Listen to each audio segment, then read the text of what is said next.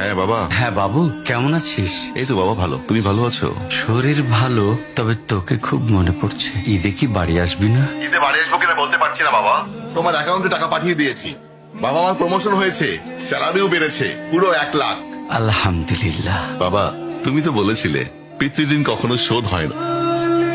তুমি 26 বছরে আমার পিছনে যত টাকা খরচ করেছো, তুমি কি জানো আগামী 5 বছরে সেই টাকা তোমায় ফিরিয়ে দিতে পারবো। আমার এখন স্যালারি মাসে 1 লক্ষ টাকা বাবা। ও, এই কথা। তাহলে শোন, তোকে একটা গল্প বলি। বলো বাবা। তোর বয়স যখন 4, তখন আমার বেতন 3000 টাকা। 1200 টাকা ঘর ভাড়া দিয়ে 1800 টাকায় চলে সংসার। আমি আমার সাধ্যমতো সারা জীবন চেষ্টা করেছি তোর মাকে সুখী করতে, প্রতি ঈদে কোরবানি দিতে। তোকে যেবার প্রথম স্কুলে ভর্তি করালাম, সেবারই প্রথম আমরা আমাদের কোরবানি দিতে পারিনি। সে বছর তোর মাকেও কোনো উপহার দিতে পারিনি।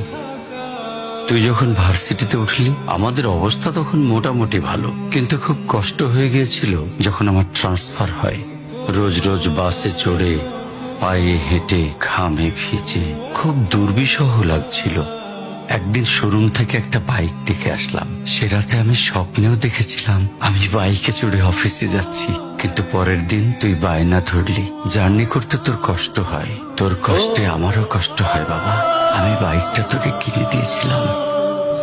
তুই এখন লাখ টাকা বেতন পাচ্ছিস, কিন্তু মনে করে দেখ, আমার সামান্য মাইনে দিয়ে ব্র্যান্ড নিউ মোবাইলে হেডফোন কানে লাগিয়ে সারা রাত গান শুনেছিস, পিকনিক করেছিস, ট্যুর করেছিস। তোর প্রতিটা দিন ছিল স্বপ্নের মতন।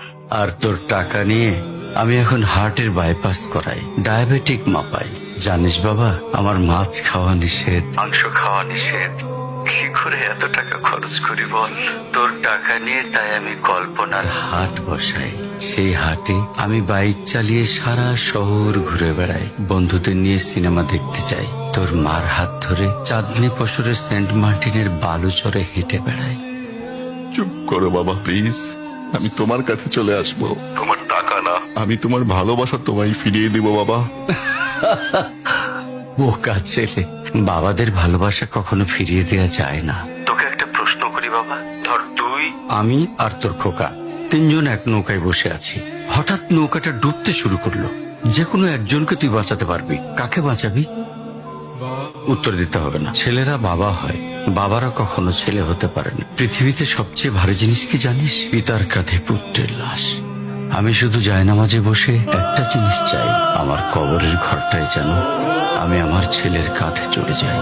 তাহলে তুই একটা ঋণ শোধ করতে পারবি, তোকে কোলে নেয়ার ঋণ।